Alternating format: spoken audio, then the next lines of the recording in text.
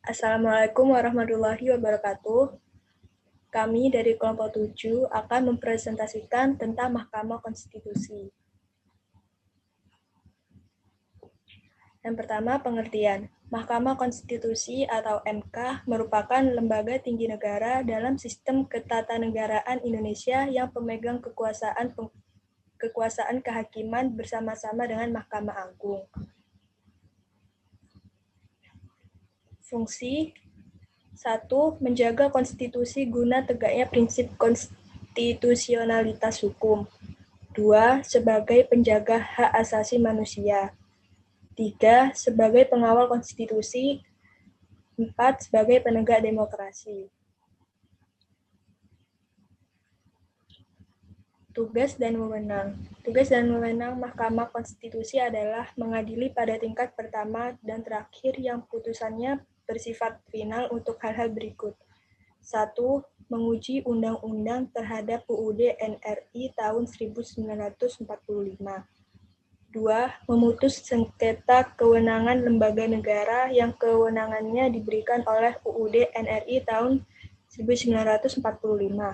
3. Memutus pembubaran partai politik. 4.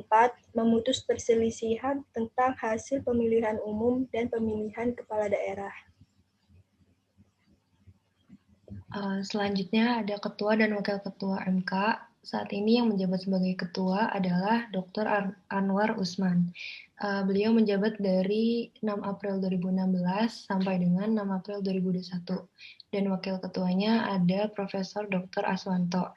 Ia menjabat dari 21 Maret 2019 sampai dengan 21 Maret 2024.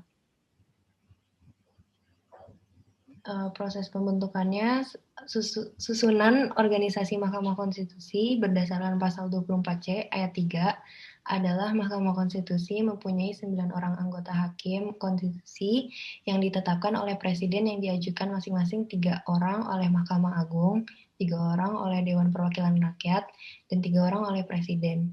Dalam pasal 24C ayat 4 adalah Ketua dan Wakil Ketua Mahkamah Konstitusi dipilih dari dan oleh Hakim Konstitusi. Syaratnya adalah Hakim Konstitusi harus memiliki integritas dan kepribadian yang tidak tercela, adil negarawan yang menguasai konstitusi dan ketatanegaraan, serta tidak merangkap sebagai pejabat negara.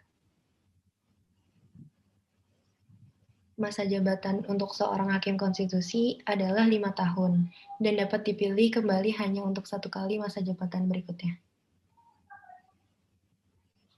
Terima kasih. Sekian untuk presentasi dari kami. Wassalamualaikum warahmatullahi wabarakatuh.